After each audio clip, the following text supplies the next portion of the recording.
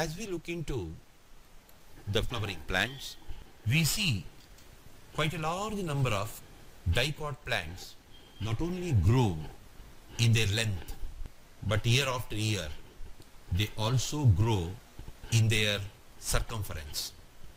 The growth of the plant body in its length day after day is due to the activities of apical meristem, intercalary meristem, which go on dividing, adding new cells along the long axis, and this growth is called primary growth.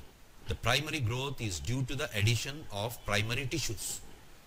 Most of the dicot plants which grow into very huge trees not only grow in length but also in their girth, and this increase in the girth of a dicot plant year after year is due to the addition of secondary tissues on the lateral lines along the circumference, and this very growth in the girth of the plant due to the addition of secondary tissues by the activities of the two important lateral meristems called vascular cambium and cork cambium is known as secondary growth.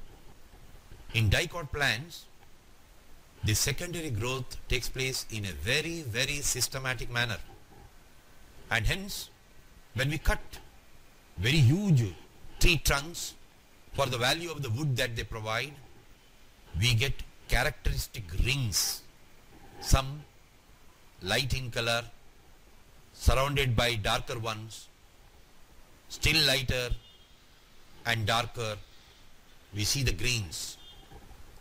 These rings are called annual rings, and these annual rings are formed year after year by the addition of secondary tissues by the lateral meristem.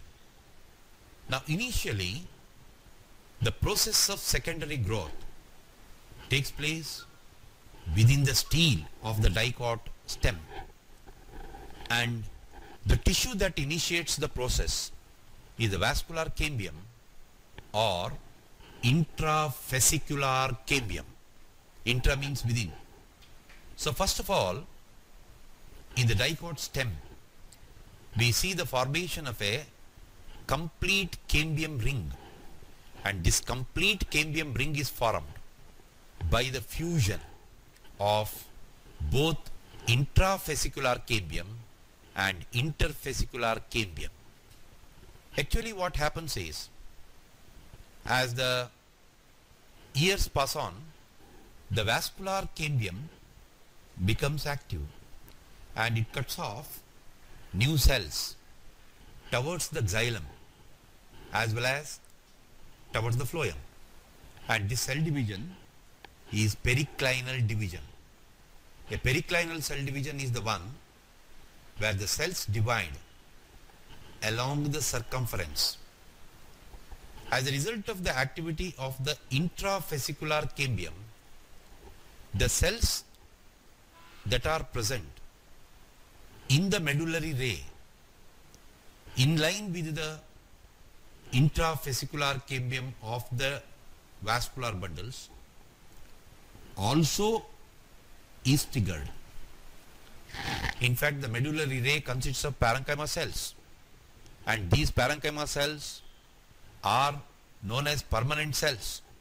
However, under certain circumstances, the permanent cells which are living, they regain that lost power of cell division. So hence, in the same line, the parenchyma cells present in the medullary ray in line with the intravesicular cambium undergo a process called de-differentiation, and they also initiate the process of cell division.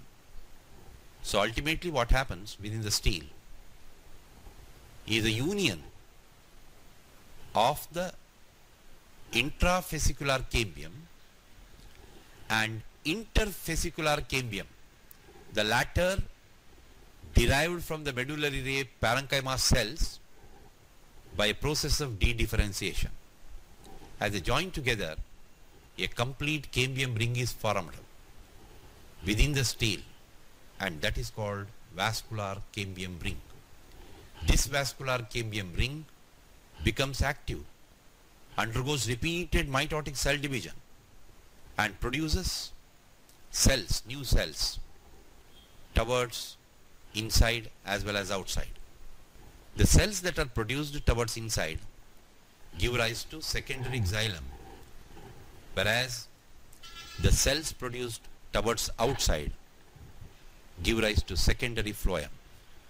Thus, secondary permanent tissues are produced within the stele. The primary xylem gets pushed towards the center, that is the pith. The primary phloem gets pushed towards the endodermis.